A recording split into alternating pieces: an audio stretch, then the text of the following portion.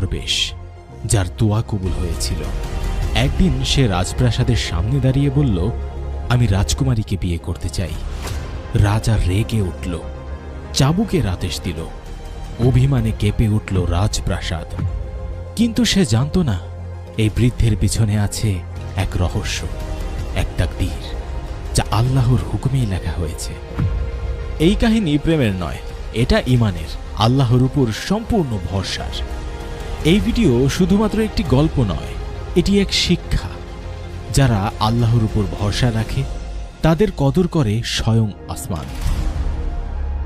দর্শকবৃন্দ, অনেক সময় আগেকার কথা, এক অত্যন্ত সুন্দর গ্রাম ছিল। সেই গ্রামে একজন রাজা থাকতেন। তার একটি সুন্দর কন্যাও ছিল। বাবা তার কন্যাকে অত্যন্ত ভালোবাসতেন। যখন তার মেয়ে বিয়ে করার উপযুক্ত হয়ে উঠল, তখন অন্য রাজাদের কাছ থেকে তার জন্য প্রস্তাব আসতে শুরু করল। রাজা নিজেও কিছু ছেলের সঙ্গে সাক্ষাৎ করেছিলেন তার কন্যার বিয়ের জন্য, কিন্তু এখনো পর্যন্ত তিনি এমন কাউকে খুঁজে পাননি যে তার মেয়ের জন্য যোগ্য। একদিন সেই গ্রামে একজন ভিক্ষুক ফকির এলেন, যার বয়স ছিল প্রায় ৮০ বছর। তিনি রাজাকে বললেন, আমি আপনার মেয়ের সঙ্গে বিয়ে করতে চাই। কথাটা শুনেই রাজা অত্যন্ত রেগে গেলেন। তিনি বললেন, তোমার এমন কি অবস্থা যে তুমি আমার মেয়ের কথা চিন্তা করতে পারো? কিভাবে সাহস হলো আমার মেয়েকে বিয়ে করার কথা চিন্তা করার? সেই ফকির বললেন, আপনারা দয়া করে আমার কথাটা বোঝার চেষ্টা করুন। আমি আপনার মেয়েকে বিয়ে করতে চাই, কিন্তু এর পিছনে একটি বড় কারণ আছে। কিন্তু রাজা বললেন, আমি আর কোনো কিছু শুনতে চাই না। তিনি তৎক্ষণাৎ আদেশ দিলেন, ওকে নিয়ে যাও এবং কারাগারে ঢুকিয়ে দাও। সেই ফকিরকে কারাগারে চাবুক মারা হচ্ছিল। যখন এই খবর রাজকুমারীর কানে পৌঁছালো, সে তার বাবাকে গিয়ে বলল, বাবা, এটা আপনি কি করছেন? একজন বৃদ্ধ মানুষের সঙ্গে এমন আচরণ করা মোটেও ঠিক নয়। রাজা বলল, তুমি এই বিষয়ে হস্তক্ষেপ করবে না। কিন্তু সেই রাজকুমারী ফকিরদের খুব সম্মান করত। সে ছিল খুবই নেককার এবং সৎ। সে বলল, যাই হোক না কেন, আমি এটি একদম পছন্দ করি না যে একটি দেশের রাজা একজন বৃদ্ধের উপর এভাবে অত্যাচার করুক। রাজা বললেন, ঠিক আছে, আমি তোমার কথা মানছি, এখন তুমি এখান থেকে চলে যাও। সে চলে গেল। কিন্তু রাজকুমারী জানত না যে সেই ফকির তার জন্য বিয়ের প্রস্তাব নিয়ে এসেছিল। রাজা সবার উপর নিষেধাজ্ঞা জারি করেছিল যেন তার মেয়েকে এই বিষয়ে কিচ্ছুটি না বলা হয়, কারণ সে ছিল খুবই একগুঁয়ে এবং যেটা সিদ্ধান্ত নিত সেটা সে দৃঢ়ভাবে বাস্তবায়ন করত। যখন রাজকুমারী এই বিষয়ে জানতে পারল যে এই ফকির তার জন্য বিয়ের প্রস্তাব নিয়ে এসেছিল, তখন সে আবার তার বাবার কাছে গিয়ে বলল, এই ফকির কি আমার সঙ্গে বিয়ে করার প্রস্তাব দিয়েছিল? এখন যখন রাজা জানতে পারল যে তার মেয়ে সব সত্য জেনে গেছে, তখন রাজা রাগে গর্জন করে বলল, আমার একমাত্র মেয়ে, আমার আদরের রাজকুমারীর সঙ্গে এই বৃদ্ধ লোকটি কিভাবে বিয়ে করার কথা ভাবতে পারল? কিন্তু মেয়েটি ছিল খুবই বুদ্ধিমতী। সে তখন তার বাবার সামনে একদম চুপচাপ ছিল, কিন্তু মনে মনে ভাবছিল, যদি এই ফকির আমার সঙ্গে বিয়ে করতে চায় তাহলে এর পিছনে নিশ্চয়ই কোনো না কোনো কারণ আছে। সে সেই ফকিরের সঙ্গে দেখা করার জন্য কারাগারে গেল। সে ফকিরকে জিজ্ঞাসা করল, আপনি আমার সঙ্গে বিয়ে করতে চান কেন? ফকির বলল, যখন তুমি আমার সঙ্গে বিয়ে করবে তখন নিজেই বুঝতে পারবে আমি কেন তোমার সঙ্গে বিয়ে করতে চেয়েছিলাম। রাজকুমারী বলল, ঠিক আছে, আমি আপনার সঙ্গে বিয়ে করতে রাজি আছি। এই খবরটা আগুনের মতো পুরো রাজ্যে ছড়িয়ে পড়ল। মানুষ বিভিন্ন কথা বলতে লাগলো। রাজকুমারী নিজেই সেই বৃদ্ধ ফকিরের সঙ্গে বিয়ে করতে চাইছে এবং এতে সে নিজেই সম্মতি জানাচ্ছে। রাজা তার মেয়েকে 1000 বার বোঝাবার চেষ্টা করলো। তখন তার মেয়ে বলল, আপনি আমাকে অনেক আদরে বড় করেছেন, আমার প্রতিটি ইচ্ছা আপনি পূরণ করেছেন। এখন যখন বিয়ের প্রশ্ন এসেছে, আমি তাকেই বিয়ে করব যাকে আমার মন চায়। কিন্তু রাজা কোনোভাবেই রাজি হচ্ছিলেন না। রাজা তার মেয়ের জেদের কারণে খুবই বিরক্ত ছিল। আমি কিভাবে আমার মেয়েকে একটি ফকিরের সঙ্গে বিয়ে দেই? কিন্তু রাজকুমারী বলল, আমি বিয়ে করব, তবে কেবল তার সঙ্গেই। আমি তার চোখে এমন সত্য দেখেছি যা আমি আজ পর্যন্ত কারো চোখে দেখিনি। মেয়ের কথা শুনে শেষ পর্যন্ত রাজাকে মেনেই নিতে হলো। তিনি স্বয়ং সমস্ত রাজ্যে ঘোষণা দিলেন, আমার মেয়ের বিয়ে হচ্ছে, তবে এই বিয়ে খুব সাধারণভাবেই হবে, শুধু নিকাহ সম্পন্ন হবে এবং আজকের পর থেকে আমার মেয়ে আর এই রাজপ্রাসাদে থাকবে না। সে ফকিরের কুঁড়ে ঘরে গিয়ে তার সঙ্গে থাকবে। রাজা প্রচণ্ড রেগেছিল, কারণ সে চায়নি যে তার মেয়ের বিয়ে ওই ফকিরের সঙ্গে হোক। তাই রাজা ভেবেছিল, যখন রাজকুমারী সব ভোগবিলাস ছেড়ে ওই ফকিরের কুঁড়ে ঘরে থাকতে বাধ্য হবে, তখন এর চেয়ে বড় শাস্তি আর কি হতে পারে। রাজার এই আদেশ ছিল জনগণের কাছে বেশ অদ্ভুত, কিন্তু সবচেয়ে অবাক করার বিষয় ছিল যে এই রাজকুমারী একথা মেনেও নিয়েছে। সে বলেছিল, ঠিক আছে, আমি ফকিরের সঙ্গে কুঁড়ে ঘরে থাকতে রাজি আছি। যখন আমি তার সঙ্গে বিয়ে করেছি তখন যেখানে আমার স্বামী থাকবেন আমিও সেখানেই থাকব। রাজার আদেশে রাজকুমারী ফকিরের সঙ্গে চলে গেল। ফকিরের ঘর ছিল মাত্র একটা গাছের নিচে ছোট একটি কুঁড়ে ঘরে। ফকির সেখানে পৌঁছে তার স্ত্রীকে বলল, এটাই আমার ছোট্ট আশ্রয়, এখন থেকে তোমাকে এখানেই থাকতে হবে। তুমি কোনো কারণ না জেনে আমার সঙ্গে বিয়ে করেছ, তুমি সত্যি মহান মনের অধিকারী।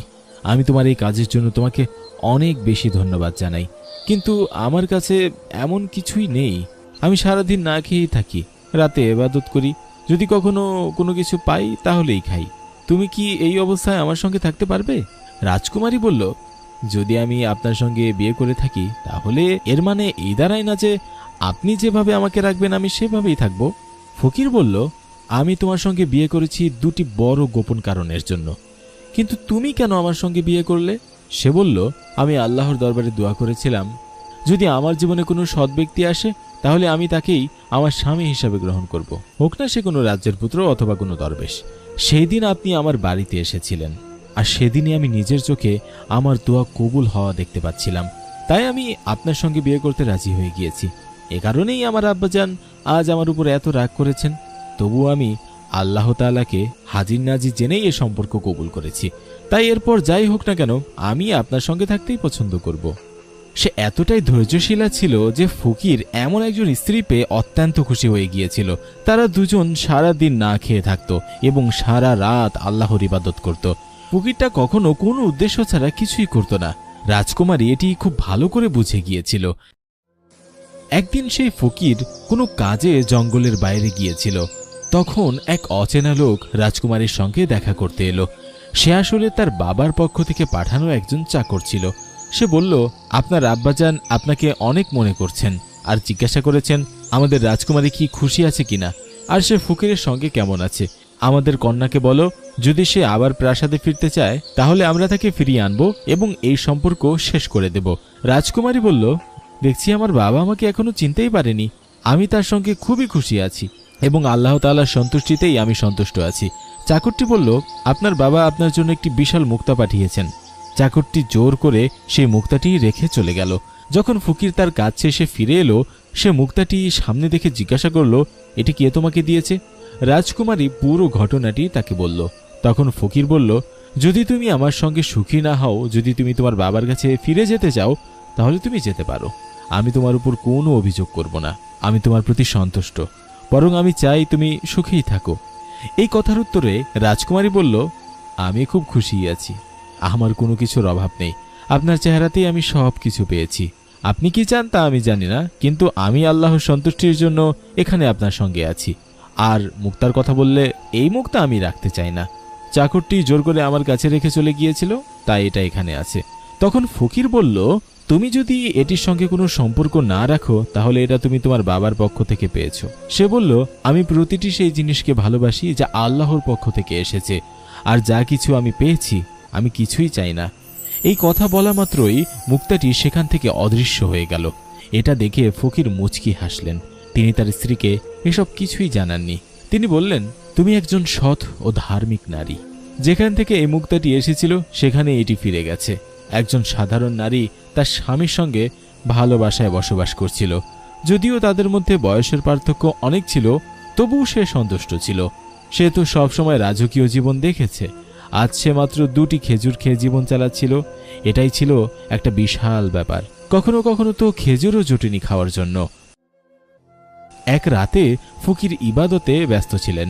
তখন তিনি কারো আসার শব্দ শুনলেন। ফকির দেখলেন একজন লোক মাথায় একটা বিশাল থালা নিয়ে আসছে। সে বলল, বাদশাহ সালামত তার কন্যার জন্য এই রাতের খাবার পাঠিয়েছেন। আর বললেন, আমার কন্যাকে বলো, শুধু পানি খেলেই তো সে মারা যাবে, তার স্বামী তাকে খাওয়ানোর যোগ্যও নয়, তার বাবা এখনো বেঁচে আছে, সে চাইলে সব কিছু দিতে পারে। এই কথা শুনে রাজকুমারী বলল, আমার কোনো প্রয়োজন নেই, আমি কেবল আমার আল্লাহর কাছেই চাই, এই খাবার নিয়ে তুমি ফিরে যাও। কিন্তু চাকরটি বাধ্য হয়ে সেই থালা হাতে নিয়েই দাঁড়িয়ে রইল। তখন রাজকুমারী রেগে গেল। সে বলল, আমি এই খাবার খাবো না, আমি আল্লাহর দেওয়া নিয়ামতের অস্বীকারী নই। রাজকুমারীর মুখে এই কথা শুনে ফকিরের চোখে পানি চলে এলো। তিনি আল্লাহর দরবারে দোয়া করলেন, হে আল্লাহ, তুমি আমার স্ত্রীর জন্য আকাশ থেকে এমন একটি ফল নামিয়ে দাও যেটা কখনো কেউ দেখেনি। ফকিরের এই দোয়া কবুল হয়ে গেল। আকাশ থেকে রূপার থালা নেমে আসতে দেখা গেল, যার মধ্যে খাবার পরিবেশিত ছিল। রাজকুমারীর বাবার পাঠানো সেই চাকর এই দৃশ্য দেখে হতবাক হয়ে গেল। সে নিজে যে খাবার থালাতে এনেছিল তা নিয়ে সে প্রাসাদের দিকে ফিরে গেল। এদিকে ফকির বললেন, তুমি তো সবসময় বলো যদি আল্লাহ তোমাকে খাবার পাঠান তবেই তুমি খাবে। দেখো, এই খাবার তোমার জন্য আকাশ থেকে নেমে এসেছে, এটি আল্লাহ তাআলার পক্ষ থেকেই। এবার রাজকুমারী তার স্বামীর সঙ্গে মিলে সেই খাবার খেল। বিয়ের পর আজই ছিল প্রথম দিন যেদিন সে পেট ভরে খেতে পারল। সে আল্লাহর প্রতি কৃতজ্ঞতা প্রকাশ করল। চাকরটি যখন রাজপ্রাসাদে ফিরে গেল তখন সে রাজার কাছে বলল, এখন আপনি আপনার কন্যার কোনো চিন্তা করবেন না, তার জন্য তো আকাশ থেকে রূপার থালা নামছে। সে খুব ভালো জীবনযাপন করছে। সে কোনো সাধারণ ফকির নয়, বরং মনে হচ্ছে কোনো রাজ্যের রাজপুত্র। রাজা বলল, এটা কি করে সম্ভব? যদি সে তাই হতো তবে সে কুঁড়ে ঘরে কেন থাকতো? আর আমার মেয়ে কিভাবে আমার বিরুদ্ধে যেতে পারলো? আমি কিছুই তো বুঝতে পারছি না। সে বলল, আমিও তো একটু গিয়ে দেখি আমার মেয়ের জন্য খাবারটা শেষ পর্যন্ত কোথা থেকে আসে। একদিন সে গোপনে ছদ্মবেশে ফকিরের কুঁড়ে ঘরে পৌঁছে গেল। সেই দিন ফকির আবার আল্লাহর দরবারে দোয়া করছিলেন। বাদশাহ নিজ চোখে দেখল যে আকাশ থেকে এক থালা নামছে, আর তাতে এমন সব খাবার রয়েছে যা আগে কখনো কেউ খায়নি। এমনকি তার রাজপ্রাসাদেও এমন কোনো খাবার কখনো তৈরি হয়নি। এই দৃশ্য দেখে তার রক্ত ফুটে উঠল। সে রাজপ্রাসাদে ফিরে এলো আর উত্তেজনায় এদিক ওদিক হাঁটতে লাগলো। সে বলল, আমার মনে হচ্ছে এই ফকির নিশ্চয় কোনো বড় জাদুকর, তাই সে এইভাবে উপর থেকে খাবার আনতে পারছে। সে তার বিশ্বস্ত লোককে বলল, এই জাদুকরকে ধ্বংস করতে হবে। এই জাদুকর তো আমার মেয়েকে আমার কাছ থেকে দূরে সরিয়ে নিয়েছে। লোকটি বলল, হ্যাঁ, আমি এমন জাদুকরকে চিনি যে তার সঙ্গে লড়তে পারবে। সে একজন অত্যন্ত শক্তিশালী জাদুকর। তার জাদুর সামনে অন্য কোনো জাদুকরের কোনো খাওয়াই নেই। বাদশা বলল, ঠিক আছে, তাকে তাড়াতাড়ি আমার সামনে নিয়ে এসো। যখন সেই জাদুকর এলো তাকে পুরো ব্যাপারটি জানানো হলো এবং বলা হলো, একজন আল্লাহর বান্দা ফকির আমার মেয়েকে নিয়ে গেছে এবং জাদুর মতো প্রতিদিন তাকে খাবার দিচ্ছে। রাজকুমারী যদি এমন খাবার খেতে থাকে তাহলে তো সে সবসময় তার প্রশংসাই করবে। আমার যে কোনো মূল্যে আমার মেয়েকে ফেরত পেতে হবে। জাদুকর তখন তার মন্ত্র পড়া শুরু করলো। কয়েকদিন পর তার জানা হয়ে গেল সে কোনো জাদুকর নয়, বরং কোনো এক আল্লাহর নেক বান্দা। তার সঙ্গে মোকাবেলা করা এত সহজ নয়। জাদুকর সরাসরি বাদশাহর কাছে গিয়ে বলল, আমি তার সঙ্গে মোকাবেলা করতে পারবো না, কারণ যদি আমি তার সামনে দাঁড়াই তাহলে আমার অনেক বড় ক্ষতি হয়ে যাবে। বাদশা বলল, কি এমন ক্ষতি হবে? সে বলল, আমি তার সঙ্গে কোনো জাদু করতে চাই না। বাদশা এবার ভীষণ রেগে গেল, কারণ এতদিন সে সব সহ্য করে এসেছিল। এখনো পর্যন্ত সে তার মেয়ের প্রতিটি জিদ পূরণ করে আসছিল।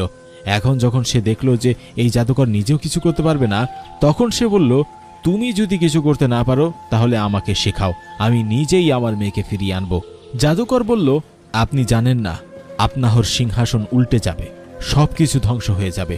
জাদুকর বলল, আমি যে কোনো মূল্যে আমার মেয়েকে ফেরত পেতে চাই।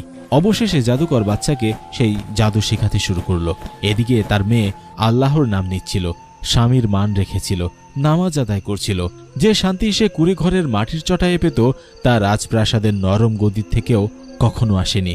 কিন্তু তার বাবা তখন ইসলামের পথ থেকে সরে গিয়ে জাদুবিদ্যায় লিপ্ত ছিল, কারণ সে যে কোনো মূল্যে আল্লাহর বান্দা ফকিরকে হারাতে চাচ্ছিল এবং তার মেয়েকে ফিরে পেতে চাচ্ছিল।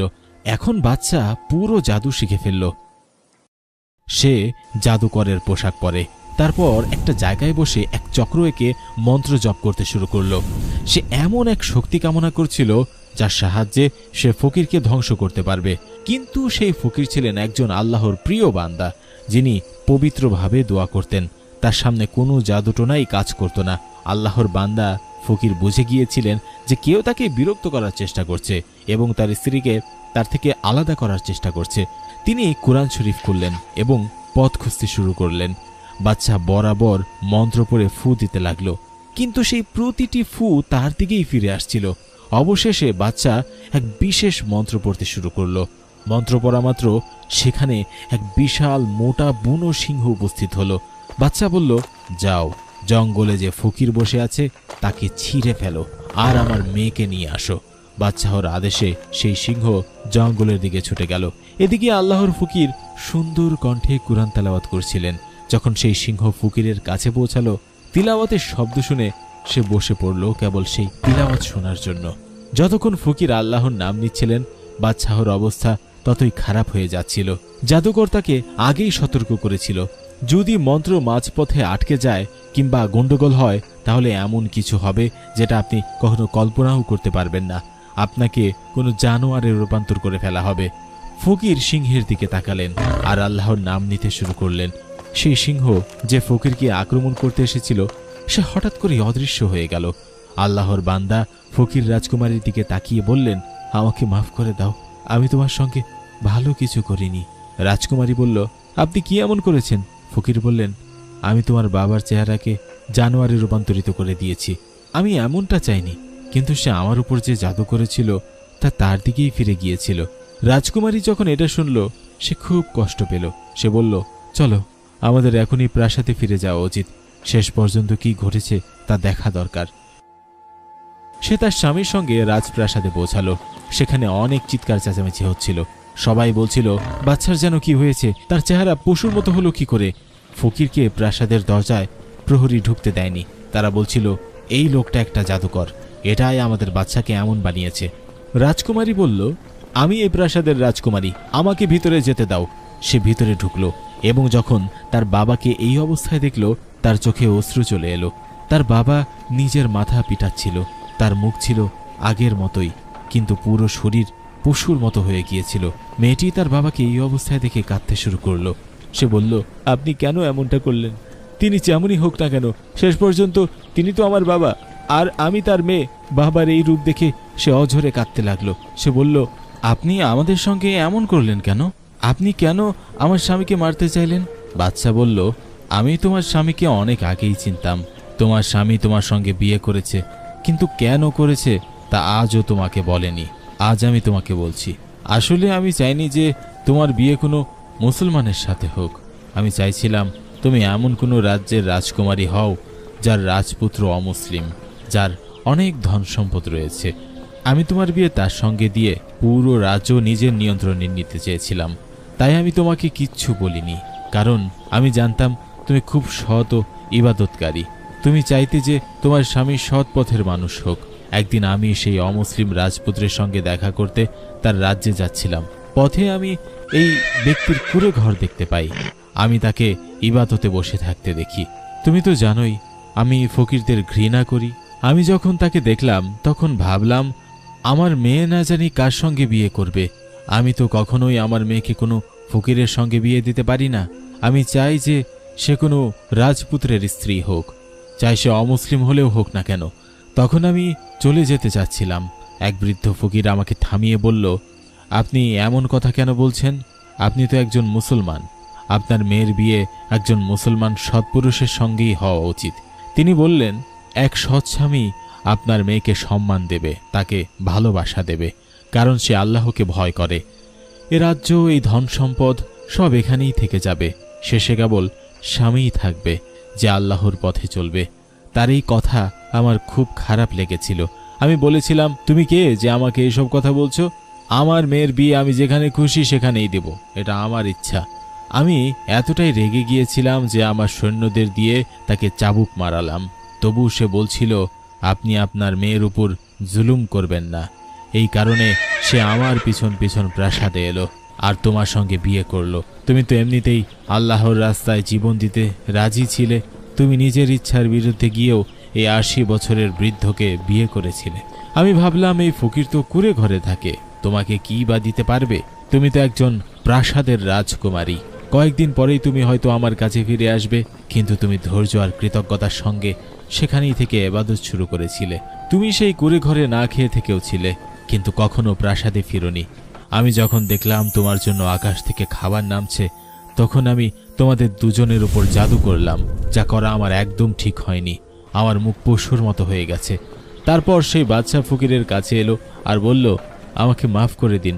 তার মেয়ে এই কথা শুনে খুব কষ্ট পেল। সে বলল, আপনি যেটা চেয়েছিলেন সেটা হলো আমি যেন বিয়ে না করি, কিন্তু আল্লাহ তাআলা যা চান সেটাই সবচেয়ে ভালো হয়। আমার বিয়ে হয়েছে, আমি খুব খুশি।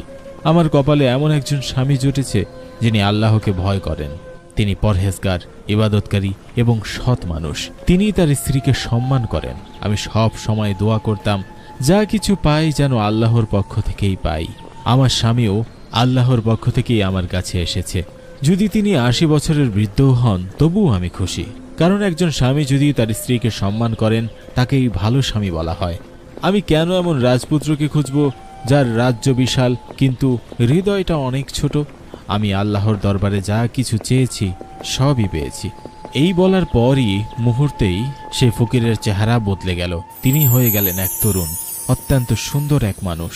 রাজকুমারী যখন তার স্বামীকে ভালো করে দেখল সে বলল, সুবহানাল্লাহ, আপনি কে? তখন সে আল্লাহওয়ালা বললেন, আমি তোমার স্বামী। রাজকুমারী তো নিজের চোখকেই বিশ্বাস করতে পারছিলেন না। বাদশাও এই দৃশ্য দেখে অবাক হয়ে গেল এবং নিজের অবস্থার কথা ভেবে কাঁদতে লাগল। সে বলল, আমি এক ৮০ বছরের বৃদ্ধকে এত অপমান করলাম যে আমার চেহারাটাই পশুর মতো হয়ে গেল, কিন্তু এই আল্লাহওয়ালা আবার তরুণ হয়ে গেলেন। ফকির বললেন, হ্যাঁ, আমি তোমার স্বামী। তুমি ধৈর্য ও কৃতজ্ঞতার সঙ্গে জীবন কাটিয়েছ। আমি যেটুকু দিয়েছি তুমি ততটুকুই খেয়েছ, একবারও অভিযোগ করনি। আল্লাহ পাক তোমার প্রতি খুশি হয়ে তোমাকে এমন মর্যাদা দিয়েছেন যার তুমি প্রকৃত দাবিদার।